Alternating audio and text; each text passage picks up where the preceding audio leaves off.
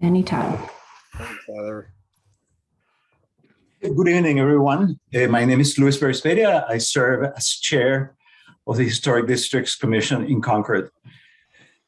Welcome to the June 2nd, 2022 meeting of the Town of Concord Historic Districts Commission. The commission will review 3 new applications this evening.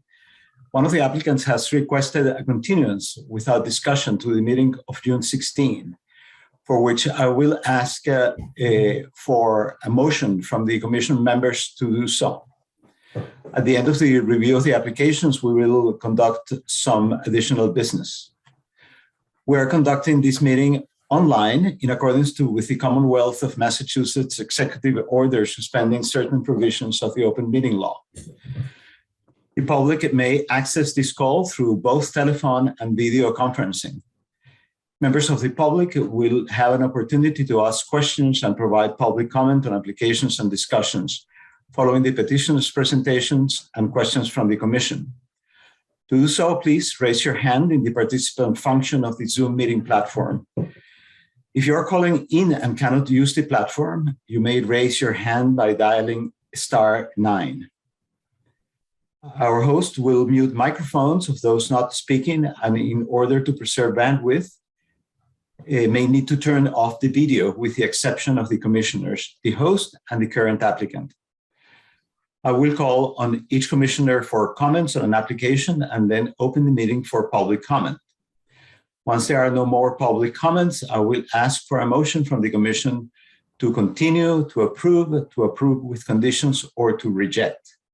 A second, and then conduct a roll call vote.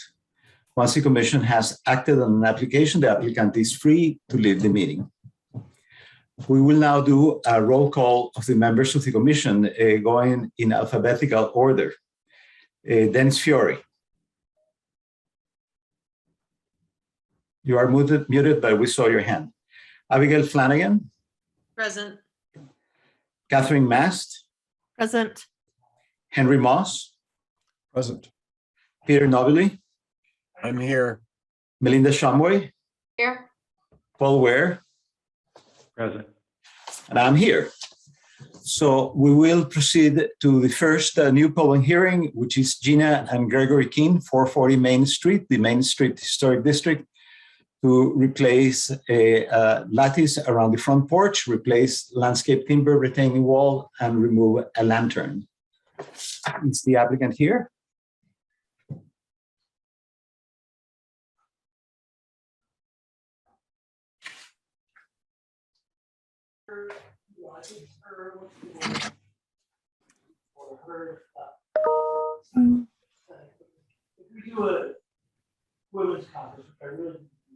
Hi, can you hear me all right? Yeah, we can hear you. Okay, so this is Greg, 440 Main Street. Aesthetic and just got great sense of it all. Maybe that's something that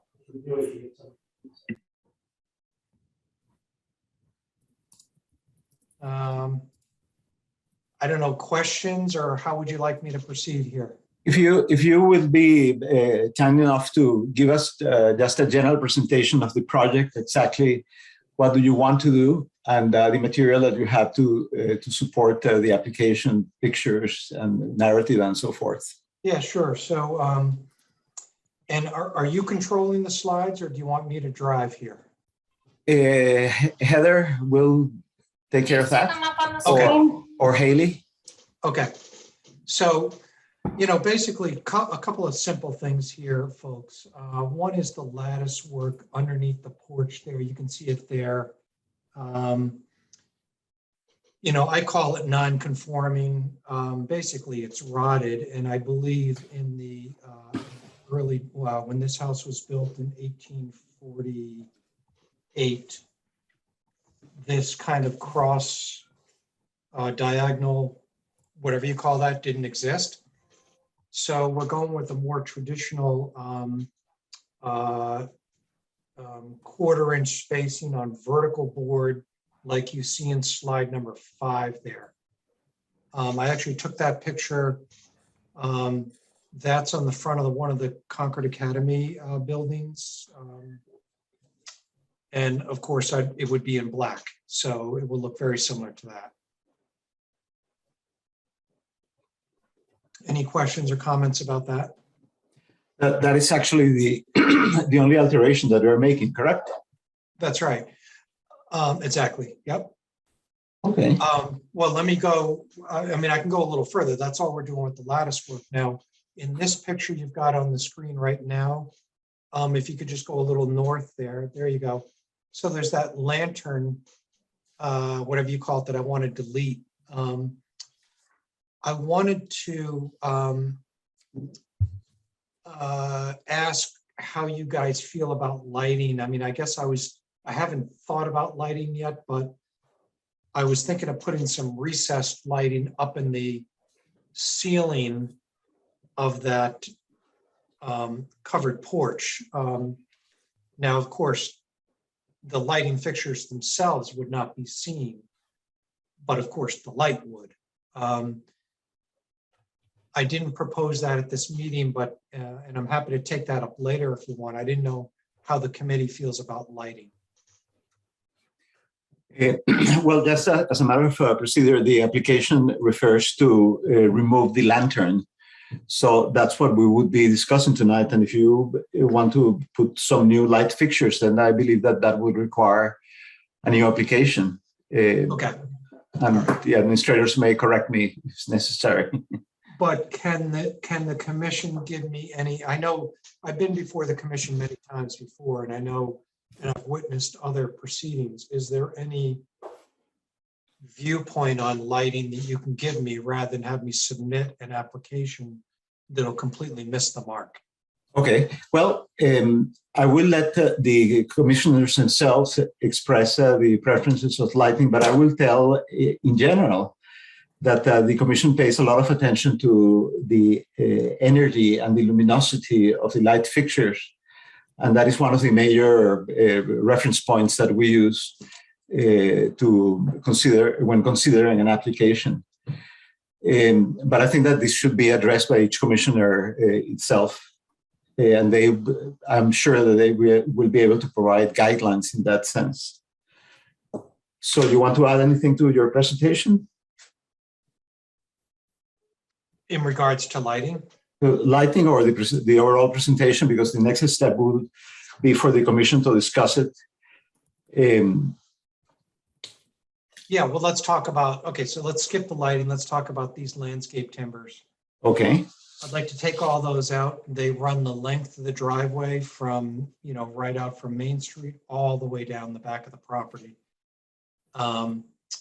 I want to replace those with what you see in this picture here, which is kind of a fieldstone wall.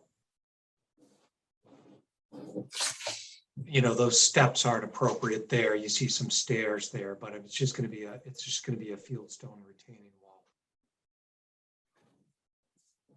Okay, and that is the appearance that the fieldstone retaining wall will have. Is that correct? In other words, that's what you're building roughly, the same style and same composition. Yes. Okay.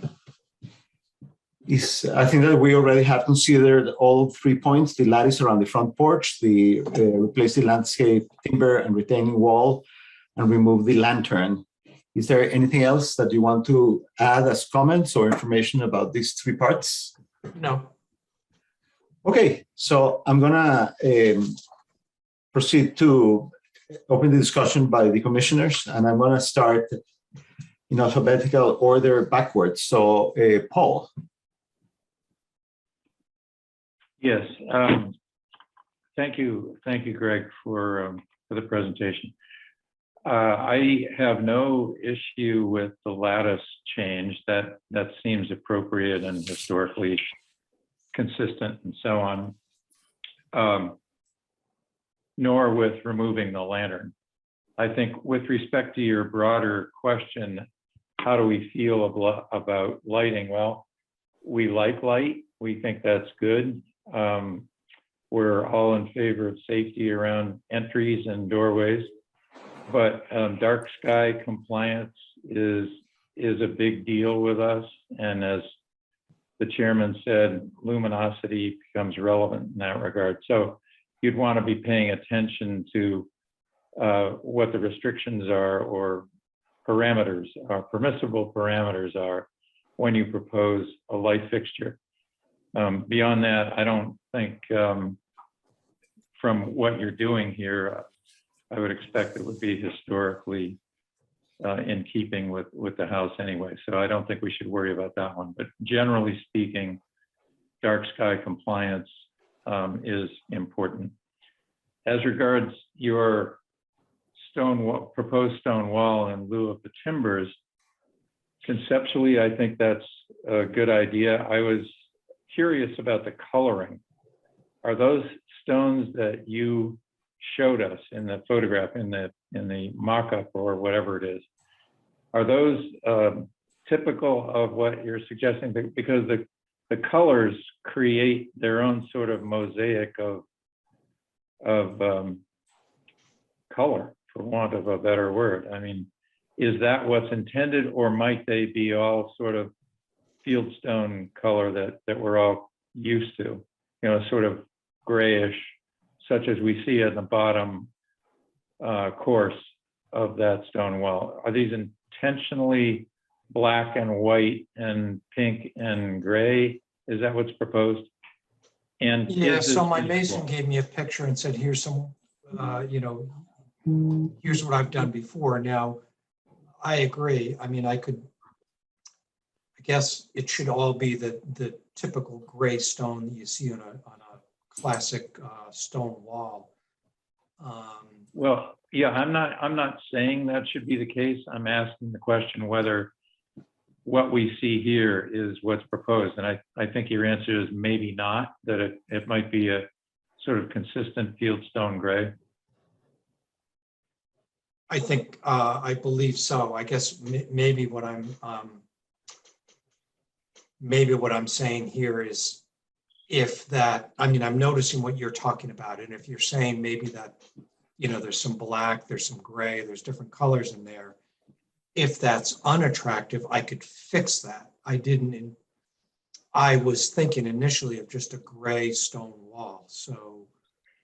Yeah, I don't want to comment on whether the color is or isn't appropriate. I just want to be sure we're understanding what's proposed. And I think the answer may be that you're not quite sure at this juncture, because this was an exemplar, but not necessarily the wall that you would build. But let me ask you, is this clearly visible from the public way? Yes. Okay. Then I think the coloration, from my personal perspective, I think the coloration is relevant, and we would want to know a little bit more about that stone wall.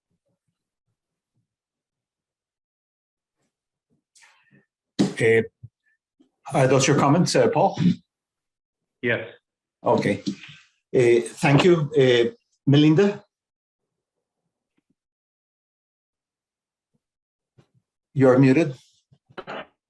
I'm in agreement with Paul. I think you've got lots of options with the lighting. You can get back to us later on that.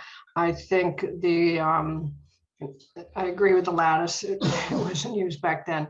The wall, I think from the picture that you're showing us, isn't something that we would think was great. So if we could have something a little more specific, I think it would be fine. Okay. Thank you, Melinda. Peter? Pardon me. I don't think I have anything useful to add. I think the porch lattice is fine. I think dark skies aren't really an issue with downlights. So I think as long as it isn't flooding the area with light leakage, anything downlight would be relatively easy to approve. And I don't have anything useful to add on the stone wall. I think people have made comments already, so I'll pass the talking stick on to the next person. Thank you, Peter. Henry? I agree with Peter's comments having to do with downlights and everyone on the replacement of the lattice. I think the stone wall is not going to be as tall as the one in the picture, but it will be very long. And almost any stone will be a welcome replacement for the sort of simulated railway ties. I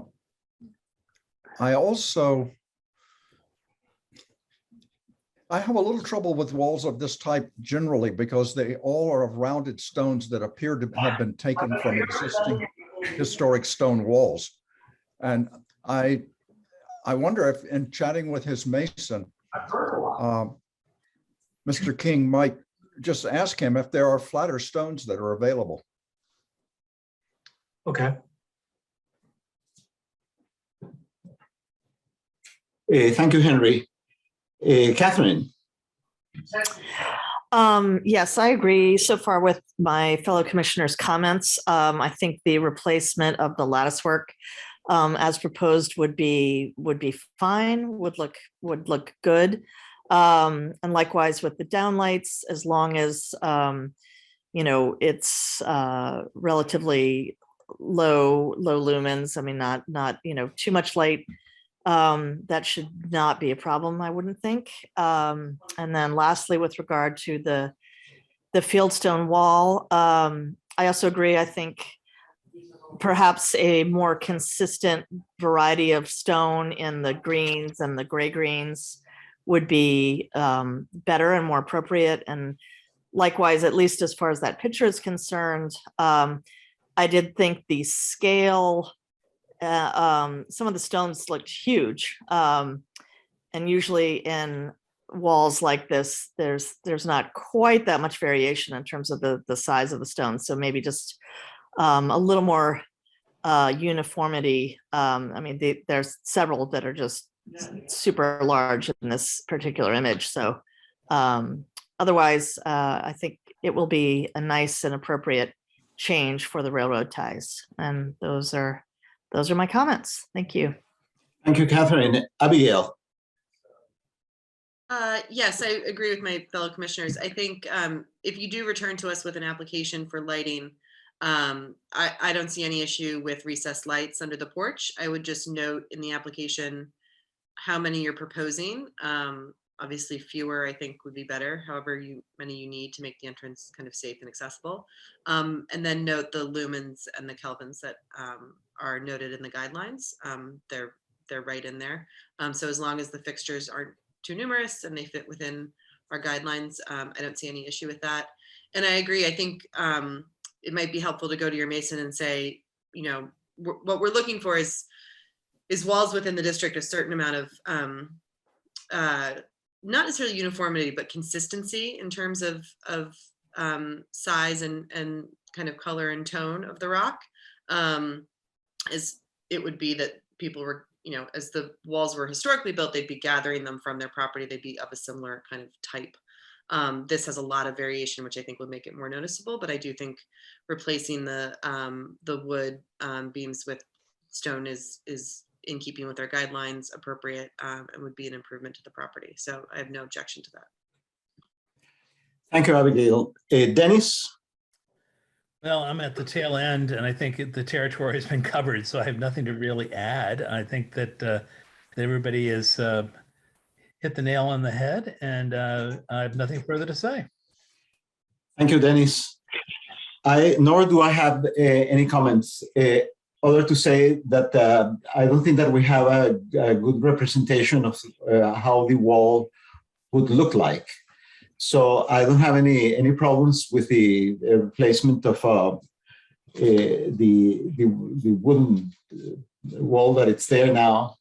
But I would like to see exactly what materials are going to be used and what morphology. And I'll ask our administrators whether we can approve the replacement of the wall, but review the material that it's going to be used as an administrative procedure. Is that an option? I think that is what we've allowed in the past. You could, if you're okay with the wall, approve the wall and maybe condition it to have the color uniformity and size uniformity approved by staff or the chair or both, whatever. Okay. Thank you, Heather. So I will now open the discussion for public comments. Are there any public comments?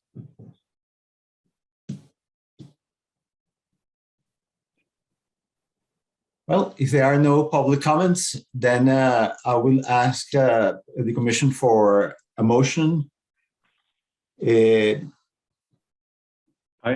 I will move that we approve the application for certificate of appropriateness with respect to the property at 440 Main Street to replace the lattice around the front porch, subject to that replacement being consistent with the photographic representation that we saw, other than its color, that we approve removal of the lighting fixture, and that we approve replacement of the timbers in favor of a stone wall, subject to approval of the specific coloration, uniformity, or at least more detail regarding that wall. A little inartful, but that's the motion. Okay, may I have a second? Oh, inartful as it is, I'll second it, Paul. So, All right, now I'm going to go alphabetically in order. Dennis, you are muted. I know. I'm fine. I'm in favor. Okay, Abigail, Aye. Catherine, Aye. Henry, Aye. Peter, aye. Belinda, Aye. Paul, Aye. and I am an I as well. So congratulations, and we shall look forward to the specifications of the light fixtures and the details about the timber wall being replaced. Thank you very much. Thank you. Thank you. Okay, the next application is Kevin O'Brien, 363 Main Street, to install a basketball hoop. Mr. Chairman, as a point of order, as an abutter to 363 Main Street, I'm going to recuse myself for consideration of this application. And as required, I will turn off my video and mute my microphone. Okay, the recusal of Commissioner Abigail Flanagan is noted. And I will appoint Associate Commissioner Henry Moss to vote in lieu of Ms. Flanagan during this application. So is Mr. O'Brien here or representative? I am here. Can everybody hear me? Yes, if you will be so kind to go ahead and just tell us what you want to do. Okay, great. Thank you. Thank you for hearing our request.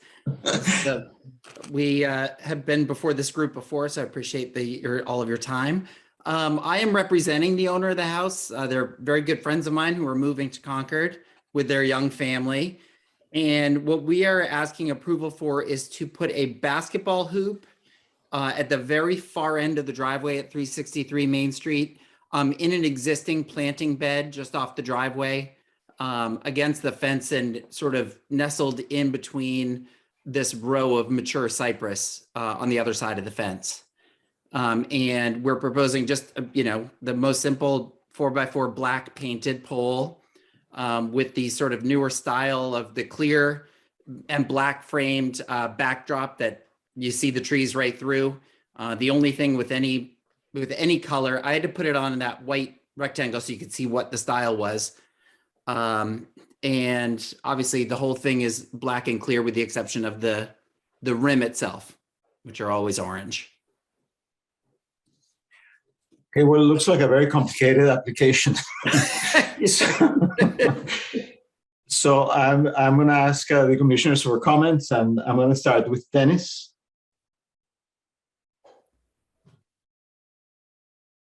Unmuted. I think it looks fine. I have no problems with it.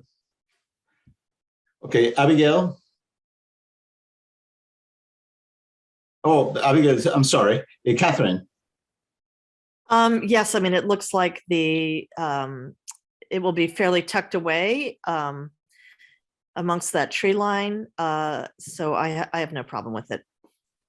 Okay, thank you. Henry? Is the pole set into the ground? It is. Good, thank you. Peter?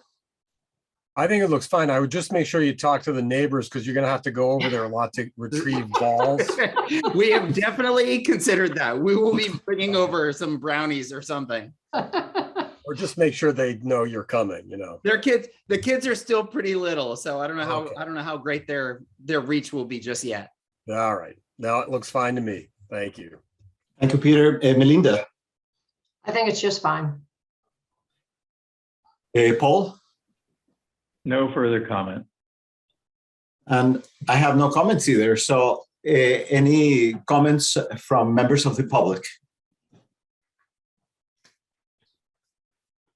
Okay, if there are no public comments, I'll ask the commission for a vote to approve with conditions, or to reject, or to continue. I'll move that we approve the application for a certificate of appropriateness to install a basketball hoop at 363 Main Street as presented. Do I hear a second? A second. Second.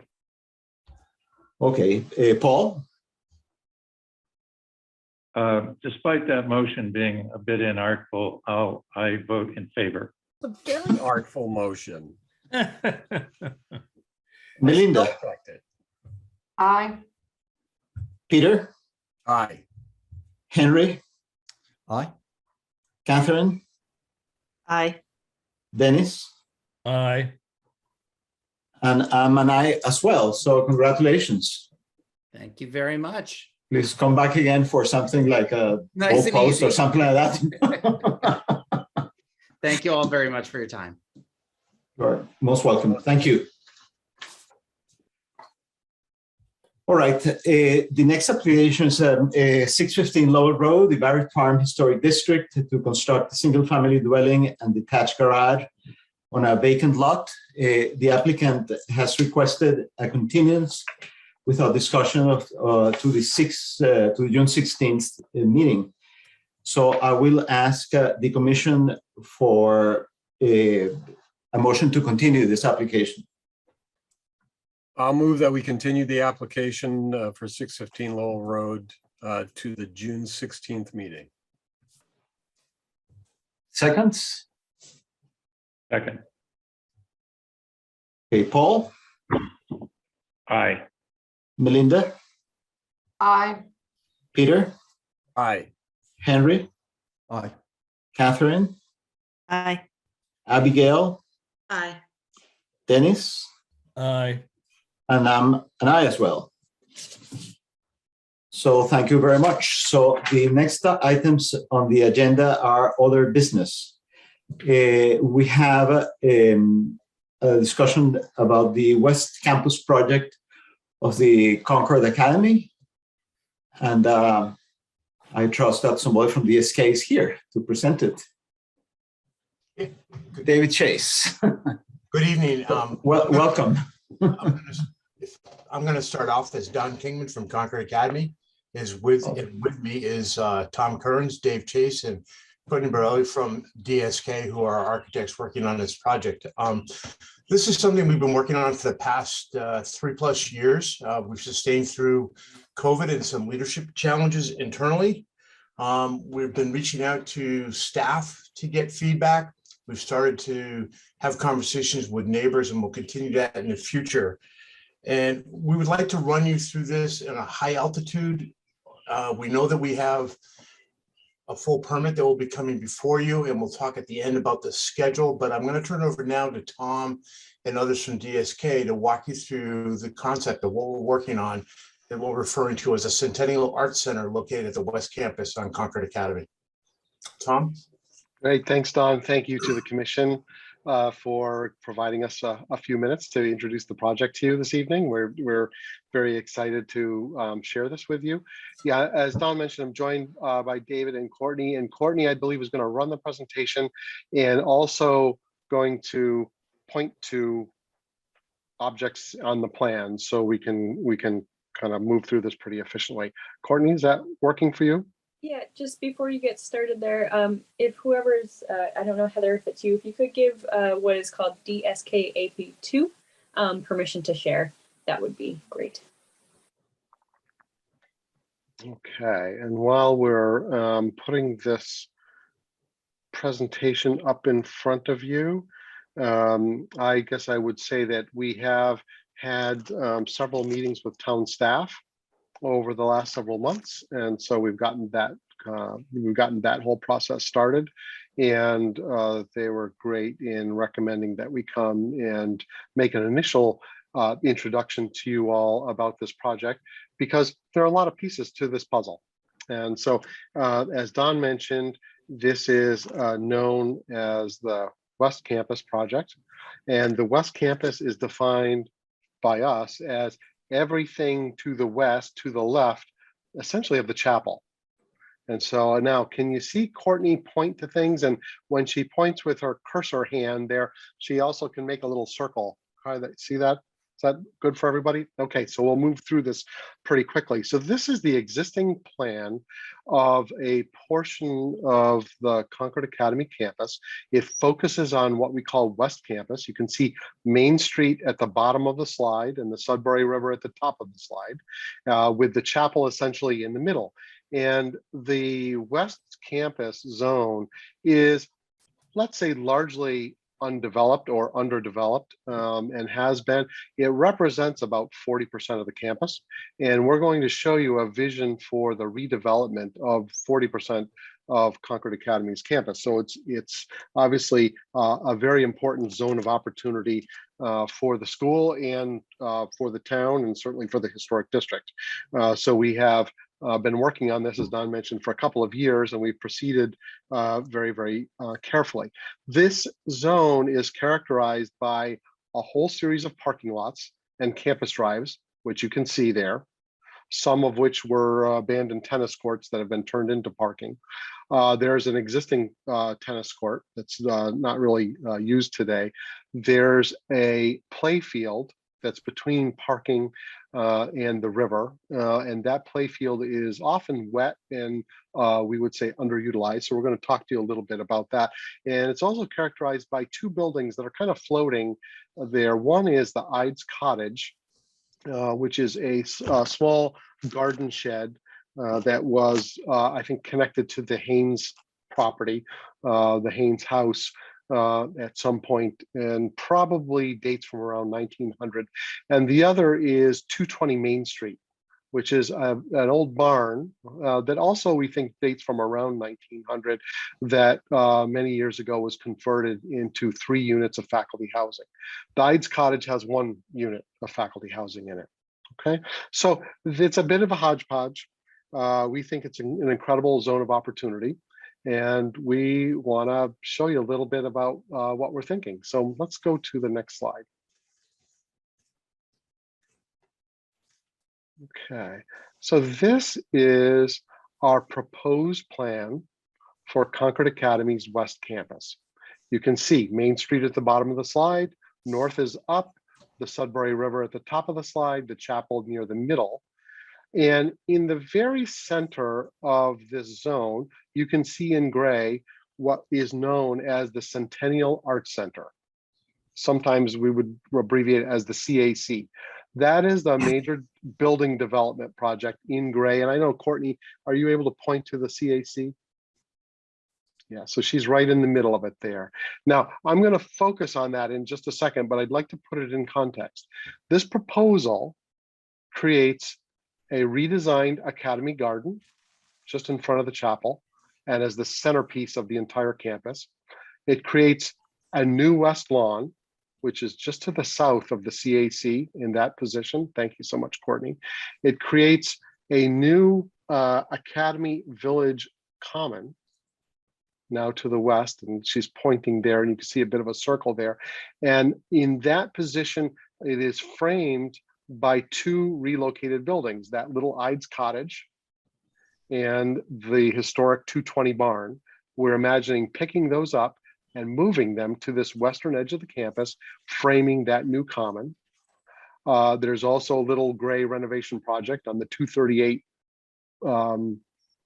building that exists there. There's an existing house that has a garage, and we'll talk about that just a little bit. And then if we rotate around toward the river, a new meadow. Concord Academy is now fully utilizing the Moriarty Athletic Campus, right? That's at the old Arena Farms location. And that has allowed them to relocate tennis and to relocate the sports field. And the sports field is often a bit wet. And so what we've suggested to town staff is that this could be turned back into a beautiful habitat and a beautiful pollinating meadow. And so that is now a complete transformation. You also see reorganized parking and reduced scale, much more efficient drives. This proposal relocates the west gate from the curb cut that's adjacent to Phelps, and maybe Courtney can point to Phelps House, which is right there. That's an existing house, and the current west gate is just adjacent to it. We're proposing that that would continue to bring us into a small size parking area, and we would relocate the west gate to the existing curb cut that's just to the left, that's near the yellow barn that's known as 242 Main Street. Okay, that's also an existing curb cut, but we're going to take that energy, that traffic, and we're going to relocate that, basically simplify the center of campus, simplify the circulation. It reduces our impervious surface in this whole west side of the campus dramatically. And so we get a much more kind of healthy environment. Our stormwater, our habitat, our bioretention, everything is improved, and it all becomes a setting bed for this new performing arts center, which is called the Centennial Arts Center. Okay, so far? There's a lot of pieces to the puzzle here. So we've got 2 relocated small buildings. We've got a renovation of a garage on 238 next to the river, a whole series of new green open spaces, and a centerpiece, which is our new Centennial Arts Center. Okay, ready to go to the next slide? And Mr. Chairman, please, if I'm going too fast, let me know, or I'll keep rolling along. No, we are just eager for more. Okay, great. Okay, so these are a couple of technical sections that I don't want to spend a lot of time on this evening, because I think this is introductory, but the top section, it's a slice through the campus, and it puts the chapel at the center. To the right, you can see the existing academic complex that includes the main school entrance on the East Quad, as well as the science building that we all did together not so long ago. To the left is the new Centennial Arts Center that's proposed as part of this project. And as you can see, the campus is comprised of a whole series of interconnected buildings and forms. And for the Centennial Arts Center, we're proposing to do just that, to create something that has a similar footprint, a similar mass, proportion, exterior vocabulary, color palette, and height as the central block of the campus. The lower drawing shows a section through Main Street almost all the way to the river. So it's going north-south, the opposite way. And what we want to demonstrate here is that is the Haynes Hobson Bailey Commons complex that we did together with this commission just a couple of years ago. That was the last project that Concord Academy did, and that we're now proposing the Centennial Arts Center, which is a complex of buildings that rolls down the topography toward the river and allows this complex also to have similar height and mass and scale as the Haynes Hobson Bailey Commons complex. So we really think it fits right in and creates opportunities for new, beautiful green space. Courtney, if we go to the next drawing. Here we have some flat elevations, and we're going to show you a couple 3D views just so you can see what we're talking about. The lower drawing is the south elevation. That is the elevation of the building that faces Main Street. All right, and it's comprised of a 2-story building, pitched roof with dormers and a wraparound porch, and a cupola that's got vents in it, no light pollution.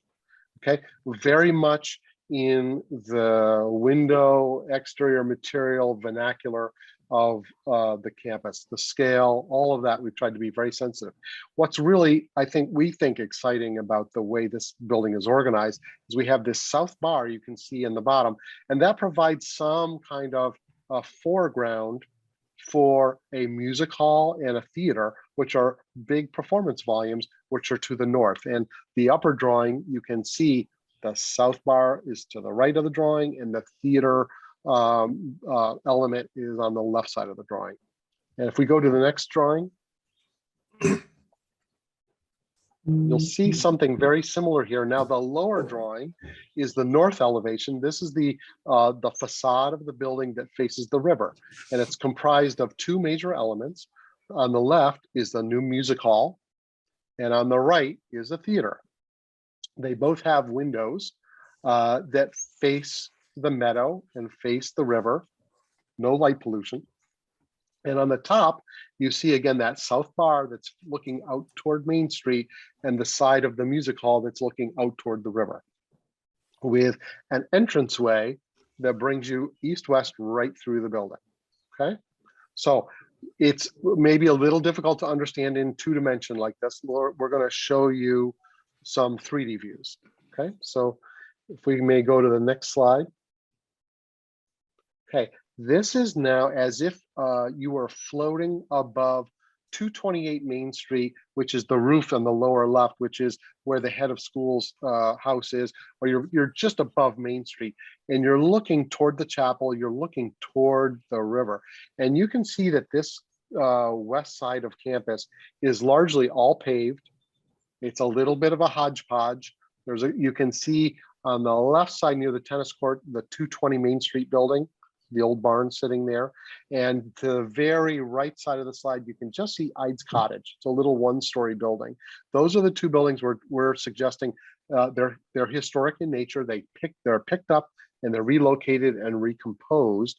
And what you can also see in this slide is the site is largely divided up by large hedges and arborvitae. There's no view corridors through this site. It's really a kind of just a jumble. So what we're proposing, if we go to the next slide, is now, and this is a similar view, is now the new Centennial Arts Center, which is a new performing arts complex in the center of this West Campus zone. And it is framed by really beautiful and significant open spaces on all sides. The far right side is the Academy Garden. The front foreground is the new West Lawn. To the left will be the new Village Common, and beyond along the river will be the new Pollinator Meadow. And so we really think that this will bring this west side of campus up to the quality of East, and all the work Don has done along the kind of apron along Main Street will now see the complete transformation of this side of campus. So this gives you a sense of pitched roofs, dormers, wraparound porches, double hung window vocabularies. What I also want to point out here is on the theater roof, you can see if you squint here, we're proposing photovoltaic panels. These are solar panels.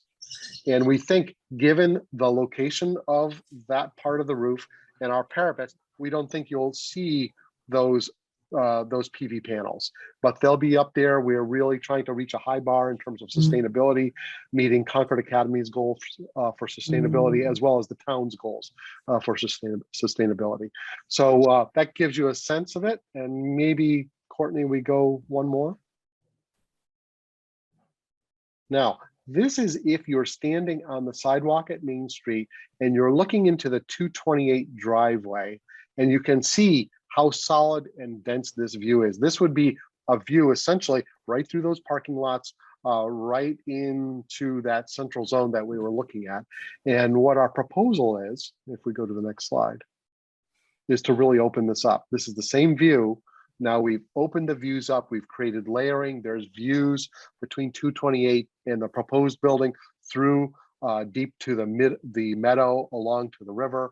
You're seeing the entire West Lawn, and the West Lawn is a new circulation system that really begins to connect the entire campus from the far east all the way over to Academy Village. You can see the kind of scale of the proposed arts building, which is really reading as 2 stories with dormers, trying to keep that scale down. Okay, let's go to next slide. Now, Don, you did fly a drone along the river. You want to say anything about that? Yeah, so this was in April, and I also should add that I'm very fortunate to live in a house that's 238 Main Street. So I experience the river all the time. Right now, the river is probably 4 feet lower than what this elevation is. We tried to fly the drone thinking that you were in a kayak or a canoe, so about 4 feet high. And this is the image you see. 228 or 220, I should say, is there on the right side. You can barely see it. And the chapel is on the far left side. In between those 2 buildings is really where we're proposing to put this Centennial Arts Center. Cody, you want to go to the next one?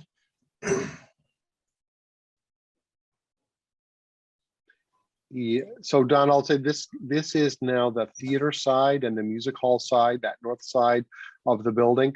We are probably a month or a month plus away from potentially submitting. Don will talk more about that. So our visual material is developmental, but you're beginning to see that we're putting layering in a meadow in the foreground. We're starting to put we don't have all the trees in, but we're starting to put the trees in. There's a thought of a gazebo that might go in this meadow.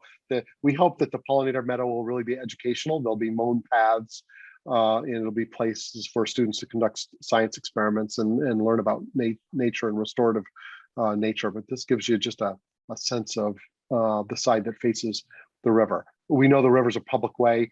It's during most river levels, it's difficult to see above the bank, but we'll have the drone shots to give you that sense. Okay. And this is the last view we have. This is as if you're floating above the meadow and you're looking back toward Academy Village. We just wanted to give you a sense of that. Now, the 238 residence is on the far right, and it has a garage that we'd like to convert into 1 faculty unit. Right next to that, just to the left, is Ides Cottage relocated, and 220 just to the left of it. To the left of 220 is the 242 Main Street barn, the yellow barn. That is not part of the project. It's an existing to remain structure. It currently, I think, serves as storage for Concord Academy. It'll continue in that regard. These buildings now form a common at the center, right? That helps us with both stormwater and creates some gathering space. And you can see some of the kind of sensitive parking we pulled away from the residences, and we've got some permeable pavers, et cetera, in this zone. Don, anything you may want to, we've recently talked No, let me just jump in, Tom, and talk about timing and schedule and where we are. So we're in the middle of our design development phase. And I would expect in the next 30 days, we'd start making applications before you, Planning Board, Zoning Board of Appeals, and also Natural Resource Commission. So we're hitting a grand slam with all of you to go before. And in an ideal world, we would be starting this construction probably a year from now on some of these preliminary ideas of moving buildings and getting some foundations set. It's probably a 2-year process from start to finish. So sometime in 25, the end of the academic year, we'd hope to be complete with this project and moved in. Really what we'd like to do is ask for feedback that you have that you could give us, whether it be presentation materials or what we've just gone through. And I know we're asking you to drink from the fire hose, so we're more than willing to answer any questions you may have. Thank you, Don and Tom, for this, and Courtney, David, for this very good presentation. And this, all we know, it's a very iconic place. And I think that one factor is that the Concord Academy, I think that understands very well the role that it has not only in preserving the historic references of Concord, but also shaping new ones. And in that sense, what I wanted to point out about this proposal is the fact that we have some kind of a hybrid building by which the front conforms to a very conventional classic architecture consistent with the town of Concord, but the back has a very modern box, which is the part of the theater. So I think that from that perspective, this project is worth paying lots of attention, because I think it's a very important component of the historic fabric of Concord. Having extended my allotted time, I will ask the commissioners to make comments. And I will go again in reverse alphabetical order. Paul?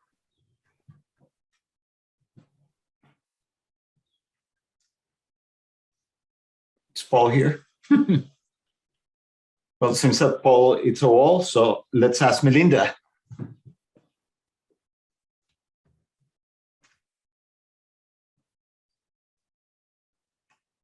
Melinda, you're muted. I know. Sorry, it took me a second.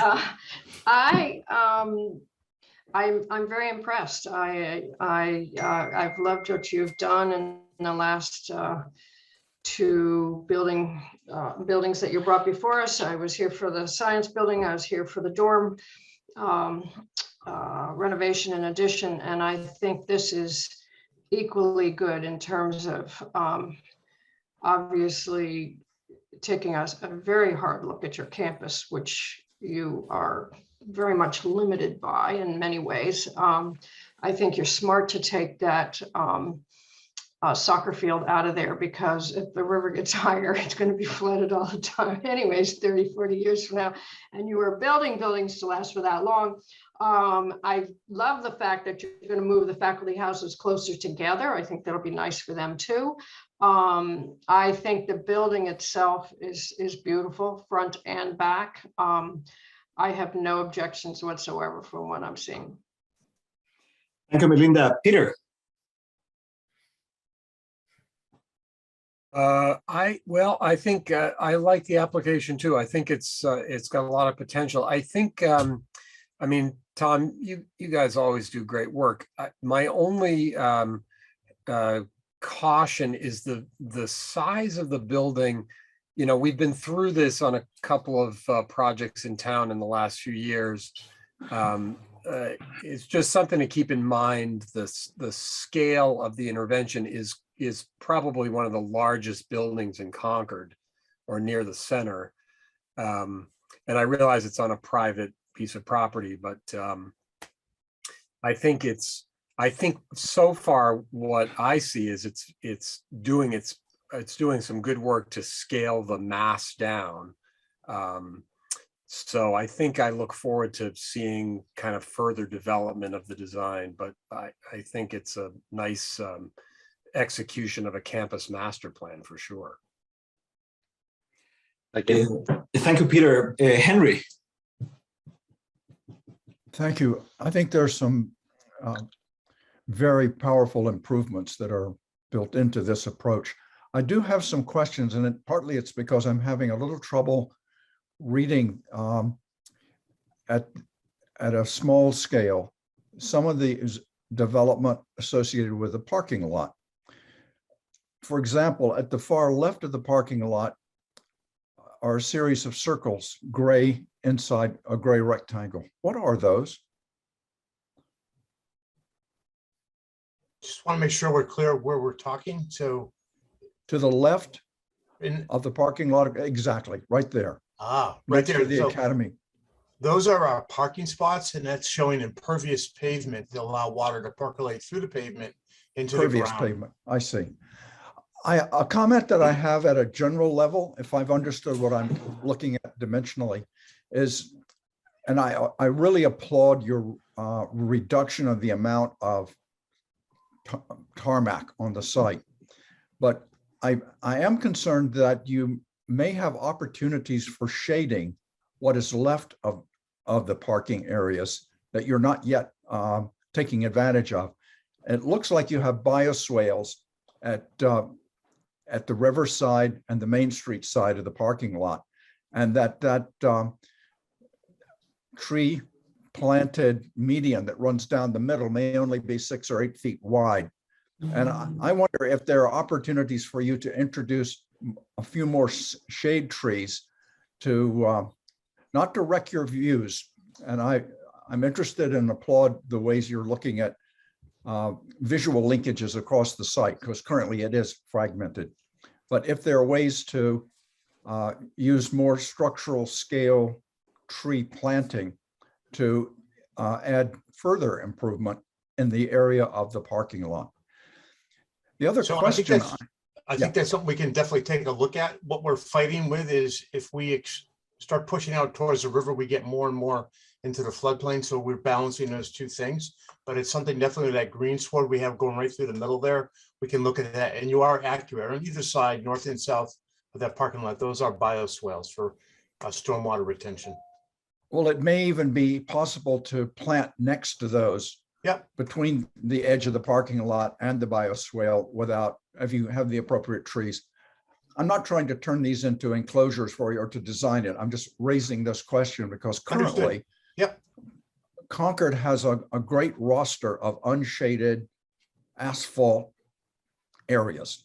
And I think you may be on the edge here of showing people what they should have done instead.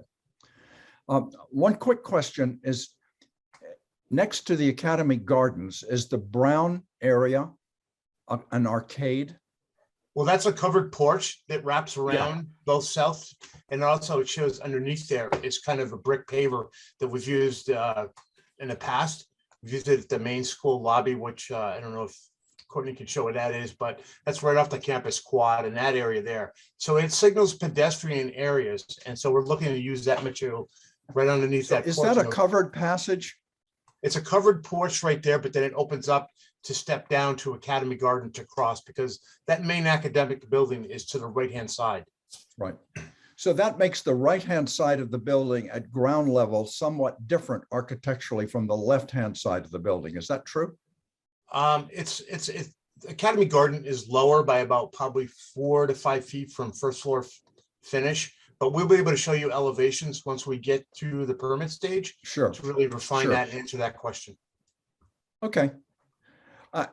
I think that the point that people were making about the scale of the building, I think you've managed that quite well in a lot of ways. I almost wonder if the fact that you kept it in one great coherent rectangle rather than having the front portion be more like a bar building might make it a little harder for you to make it look at the same scale as most of its neighbors. But I think you're onto many very strong design features here. And the meadow is a terrific idea. Thank you. I consumed all of everybody's time. Thank you, Henry. Catherine. So yes, I do think that generally the proposed plan looks very good. I love seeing the amount of green space that has been incorporated. Just out of curiosity, in terms of square footage of the existing impervious areas and parking lots compared to the proposed changes and what the tarmac square footage will be ultimately, do you happen to know the basic change there in terms of a number? I can jump in there. I think that I would say a little disclaimer to begin with, which is we're still developing some of the kind of technical calculations there. But I would say in terms of surface area, separate from the building itself, we're going from maybe 75,000 square feet of covered area and reducing it down to maybe 55,000. So it's a very dramatic reduction in impervious area. So and we've shared that a little bit with town staff. They were quite excited by that delta. Yeah. But don't hold us to the exact numbers. We're still no, I won't. But forth. that's helpful. That's helpful Sure. to have those figures. Thank you. Sure. And otherwise, yeah, I think, in terms of the the architecture, the new proposed buildings look very much in keeping with what has been developed to date. And, otherwise, I really don't have any additional comments. I think it's a great project. Thank you very much, Catherine. Abigail. So it's great. These are the kind of projects that are very exciting because we're working with partners that we have worked with in the past and worked very collaboratively together. Concord Academy and DSK have been great partners on past projects. So that's always exciting when we kind of have shared common goals. In terms of the overall project, I think it's really interesting. I think it's a huge opportunity. I know Tom had mentioned what in terms of presentation materials would be helpful. And I always like to kind of anticipate where I see both commissioner questions coming and possibly public questions coming. I think it would be helpful. Well, Tom's not gonna be surprised that I'm gonna say night views. I always wanna see evening renderings, both from the Main Street and the Riverside, since we're dealing with two public ways. That's always really helpful, particularly on a large scale building. I also think, given that you're proposing relocating historic structures, I'd be interested to see views, particularly from Main Street, that include the existing structure, and then that same view with the existing structure removed. Or relocated, so we could see the change in the streetscape, particularly with that historic structure. They may not be fully visible from Main Street. I'm not familiar with Ide's Cottage as I'm walking down the road mentally, but I think that would be helpful because I know whenever we talk about the relocation or alteration of a historic structure, people are going to have more questions. And then I do think some more views from the river, given that that's another public way, would be helpful. What we saw today, preliminary, is great, but that's such an important facet of this, and that's certainly the larger kind of scale and massing of the building is going to be from the riverside. So I think that's, in terms of presentation materials, I think that would be helpful when you come with the formal application. And then just putting a bug in everyone's ear, I think that this would likely be a project where we would want a liaison similar to what we just did with the library project, where I served as an HDC liaison to the project, just to keep tabs on what was happening and flag for both the applicant and the HDC if we saw changes or issues arising. That comes out of kind of the institutional knowledge that we gained through some of the other large scale projects we've done in town, particularly in the museum, things like that, where we find these big projects. When you have an HDC liaison, someone that's checking in routinely on the project, it can help stave off any issues coming down the pike with surprises and changes and things that need to come back for us for another application. And you all are very conscientious about that. But I do think we've learned that, particularly, I think that was successful in the library project, and I think that could be successful here as well. So that's my initial feedback for now, but I'm excited to see the full application. Thank you very much, Abby. Dennis. What is the square footage of this building compared to the next largest building on campus? Okay, Don, I don't know. So if I have can give you a number. little bit. This Yeah. is around 37,000 square feet. Courtney, you Right. can correct me on that. As a comparison, I'm going to unfortunately go off the side of the map, but the gym is about an 18,000 floor plate size. And that's roughly what we're having here. But you're saying this 35,000 versus 18 is what you're saying. Well, we're saying 35,000 is all the floors, not the All footprint. floors versus the gym has a footprint of about 18,000. And that's roughly what this footprint will be, is the footprint's about 18,000. Okay. in ballpark numbers. Yeah, it's a sizable. I was listening to Peter's comment, and I think it's a sizable building that you're proposing. I think you've broken it down well from what I can see in scale. And this is certainly an improvement to all the paving that was there before, which has no purpose other than to hold cars. So I have no comments at this point. I look forward to further development of this.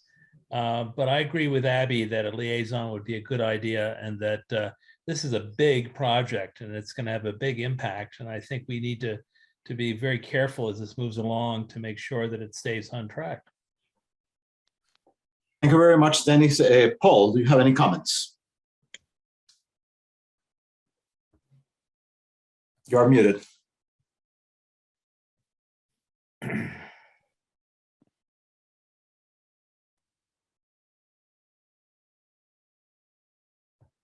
You're still muted. Yeah, sorry. I lost the connection here, but no, I don't have anything to add at this juncture. It's an ambitious project. I look forward to seeing it as it develops. Thank you, Paul. I don't have any further comments. I look forward to working with the applicant in what is going to be a very important project for the town of Concord. Thank you very much for your very good presentation. Thank you for your time. Really appreciate it. It's helpful. Thank you so much. Thank you. All right. The next point of the other business is review and comments of the HTC rules and regulations and design guidelines. This is a point that I initiated based on a number of things. Essentially, the fact that, as you all know, I wasn't present during the last meeting where the application of the Colonial Inn was reviewed. And, I was quite impressed about the amount of information that was exchanged between the commission and the applicant. And I thought that was a very constructive exchange that included a lot of information back and forth and essentially a very good cooperative relationship. And so I thought that this would be almost like a model for all the interactions that we should have with applicants. And then I thought that it would be helpful for the commissioners individually to review the rules and regulations of the ADC and the design guidelines, basically because those documents explain very clearly what we do. And, that will help shape our impressions and shape our comments. So we're all here with the same goal of preserving and developing and continuing the historic reference of Concord. So we really have no other than a collaborative relationship with all applicants. And from my own personal perspective, it was very helpful to review those guidelines again and continue shaping the way that I look at this process. I think that this is a very important process. I think that this commission serves a very important role, and as such, I believe that we should try to keep it at the very high standard that has been kept at least during the 8.5 years that I have had the privilege to serve in the commission. So that's all I wanted to say, just to encourage the review of these guidelines and these regulations of the HTC. Of course, any comments, I'd be most happy to hear.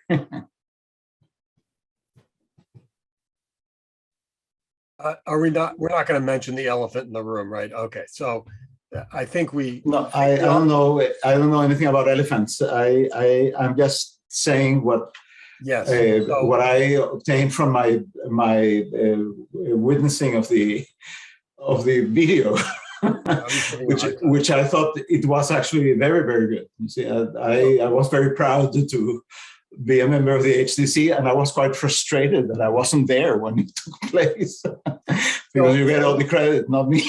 So Luis, I think it's a good point to review these guidelines. I think the only comment I had is, given the project that's coming up that we all know about, I think it would be important for commissioners to write down thoughts before the meeting, because we're getting pinched a lot on projects like this between, being sort of gatekeepers for all of the town of Concord and just paying attention to the application on its merits.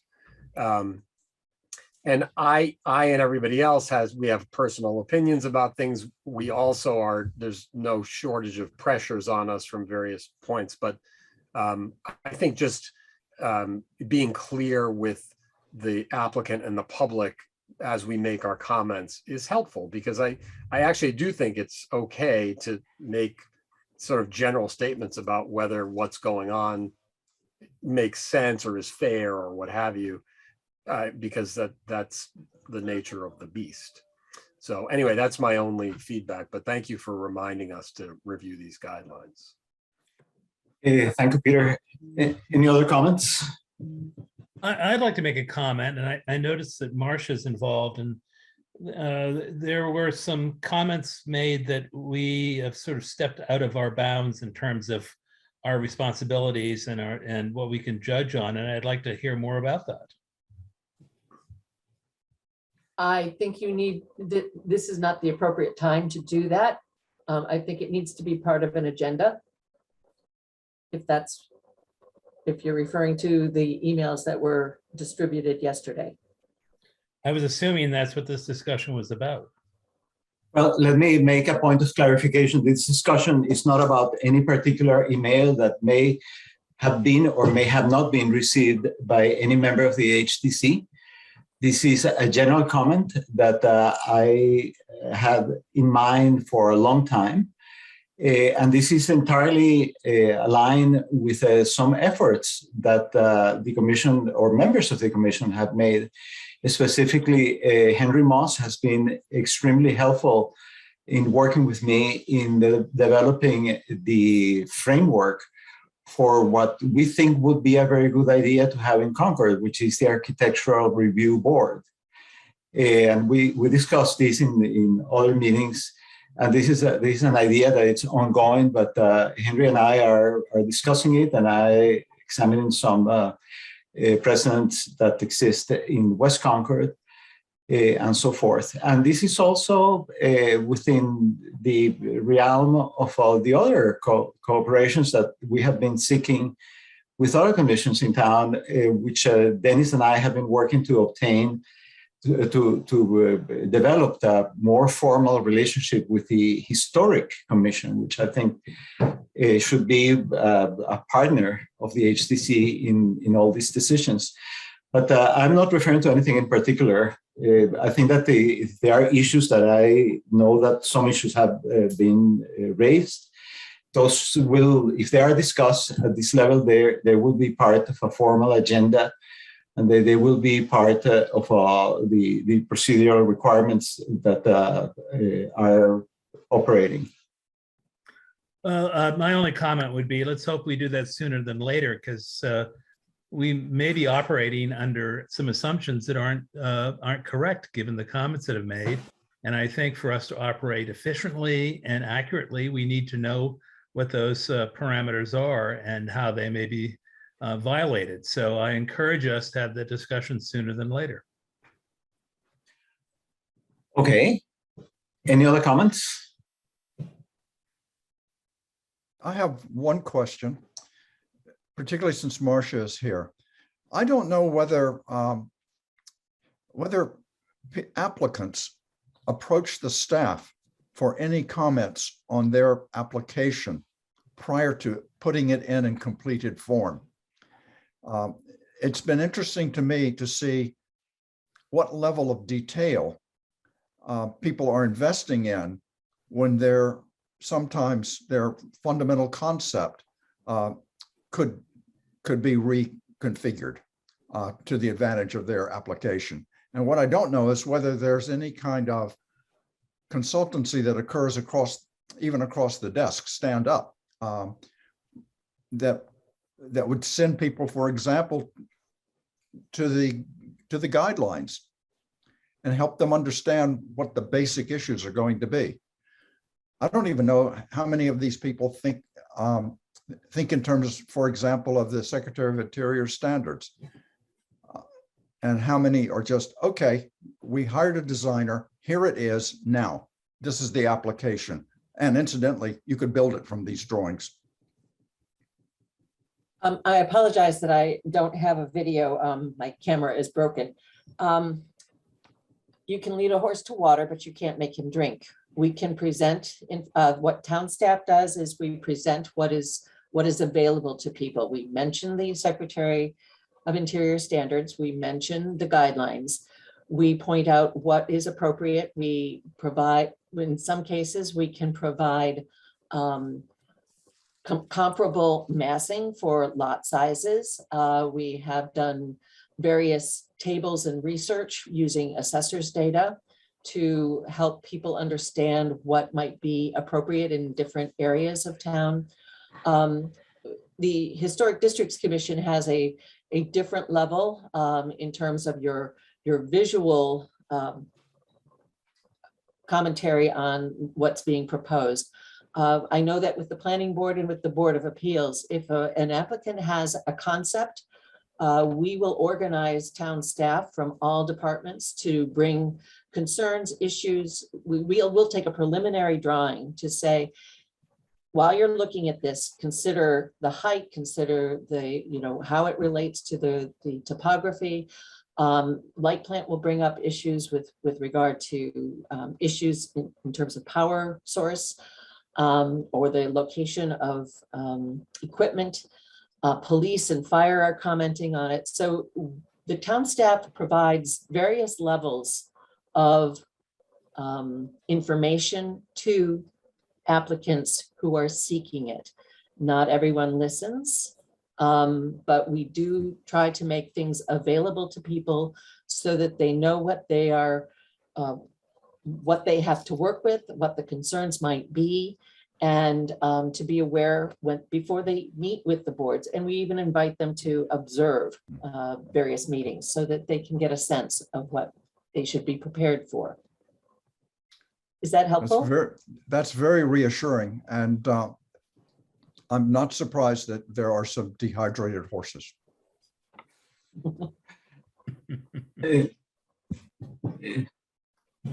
Dennis, you want to do? Oh, sorry. Do we have any other comments on this matter? Okay, I had a question for, sorry, Paul, go ahead. I'm sorry. Well, I think Dennis has raised an important point, and I don't want to get into the substance here because I think probably that's inappropriate, but I think the principle that he's talking about, namely that we have some rational discussion about the parameters that are in play when we balance interests of, for example, a developer as against what the community perceives as an historic criterion or criteria. I think that is an important discussion. If from my quick read, and I don't know much about the open meeting law, I don't think we can do that in an executive session. So I'm not quite sure how to solve Dennis's issue, but I think he's right that we ought to be on the same playing field. You are correct that it is not an executive session discussion. Town council was available earlier in this meeting just to observe. He has been invited to attend the June 16th meeting and will be present at that time. And so I think conversation with the chair as to what needs to be on the agenda for the 16th will be part of the conversation that town staff will be having with the chair. Yeah, thank you, Marcia. I think that's helpful. I think it's constructive. And I do. Sorry, yeah. Go ahead, Paul. Sorry. So when we're done with the serious business, I do have an observation to make that's irrelevant to all of this heavy. Well, we are now looking forward to that. I just want to mention or inform all members of the commission that the town leadership and myself as a representative of the commission have been in conversation about some sensitive issues that have arisen in this past months, and that we are working together for a constructive solution to all these matters. And of course, being familiar with all the rules and regulations always helps in occasions like these. Any other comments or questions? That's Paul's artful comment. We are waiting. Oh, okay. Well, so I just wanted, as we wrap this up, to publicly acknowledge really the exemplary work that Heather Gill has done for us, and make a formal, if it's possible, or informal, if it's not, motion that we thank her for the 5 years that she spent working with us tirelessly, with great patience for those of us whom she's had to teach so much, and wish her the best with her little dumplings and her life going forward, and to thank her. I second that motion wholeheartedly. Yes, very nice idea. I agree. Well, I just want to remind all that we still have point 3, which is minutes, but I would like to take up Paul's suggestion, and I would want to appoint a commission headed by as many volunteers as necessary to determine a good form of recognizing and thanking Heather Gill for her tireless efforts of dealing with us. Abby, you're smiling. I'm laughing at the dealing with us part, which I think, yes, I think poor Haley's joining us for our first meeting. We're making it sound like we just got the world. We're really quite a lovely bunch. We're a little persnickety at times, but we're very. We go easy on her tonight. So we promise we're not making it sound that bad. No, I'm happy to. I will circulate a thank you card that Heather, perhaps I'll leave at your desk, that commission members can stop in and sign, and we'll put together some little something for her. Sounds nice. Thank you and a bon voyage, which we probably should have done. Very good. Yes, good We're idea. getting to it now. Thank you. So I will take the lead on that, and that card will be at Heather's desk next week. Unfortunately, it won't be here this week because my entire family has COVID, so I will not be wandering myself in the office until I do not have it. It had to happen. Bound to happen sooner or later with 3 kids too young to be vaccinated in the house. So who's sleeping in the treehouse out back? No, we took a chickenpox party approach to this, and we all just shared a water cup and got it over in 48 hours. So, but I will end of next week when I'm no longer contagious. We'll leave that at your desk. You want to volunteer your family for some type of NIH study that somebody may have? Happy to.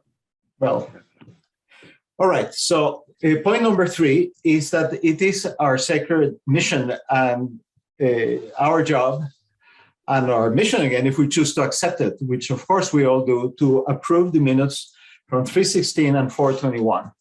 And we cannot leave until we do as such. So I'll ask the secretary to express her opinion about the minutes. Yes, so I sent Heather one change. Was it to 4:21? 377. Was it which meeting minutes was which day? Oh, sorry, 421. Yes, sorry. 421. I recused myself from the one application that I was in a butter. That wasn't noted in the minutes originally. And I have to be honest that I don't recall who was appointed in my place to vote. I looked it up. It was Henry. Fantastic. I made that edit. There was a blank after the documents used, and I inserted the plans and elevations that were shown during the meeting. So that was the only substantive change that I had to the minutes to make. I don't know if others have had a chance to review them. I hope you have. I did look at the minutes, and I recused myself from the application of the Orchard House. And I put a note to that effect, but I don't remember who took my place. I know that Peter took the chairmanship. Yeah, I can't remember either. I think Heather made that change in the minutes as well. I did. Yeah, that's reflected. I believe it was Catherine elevated for that? I think it was. Yes. Yeah. Okay. Yep. So those changes have both been noted. So the minutes as currently posted are accurate in my opinion. Well, I'll move that we approve the minutes unless there are other comments. that we approve the minutes for 3/16 and 4/21 in 2022. Second. All right. Modified, I would say, sorry. So I'll ask for a quick vote. Dennis, Aye. Abigail, Aye. Catherine, Aye. Henry, Aye. Peter, Aye. Melinda, Aye. Paul, Aye. and I'm an aye. All right. So we are done. Anything else? Any other issues that anyone wants to bring up? I make a motion that we adjourn the meeting. And welcome Haley. Haley. Thank you. Yes, welcome Haley. Yeah, welcome. Thank you very much. I want to ask when will Haley be presenting her song that she's supposed to sing every time that a new person joins the commission? Come on, no hazing. And what song is going to be? Initiation. What song is it going to be? You don't need to have an accompaniment. You can do. I play the guitar, so if you tell me the music, I'll play it for you. Okay, sounds good. Okay, I think that the meeting's adjourned. Thank you, Mr. Chairman. Thank you very much. Thank Thanks, you. everyone. Night, everyone. Good night.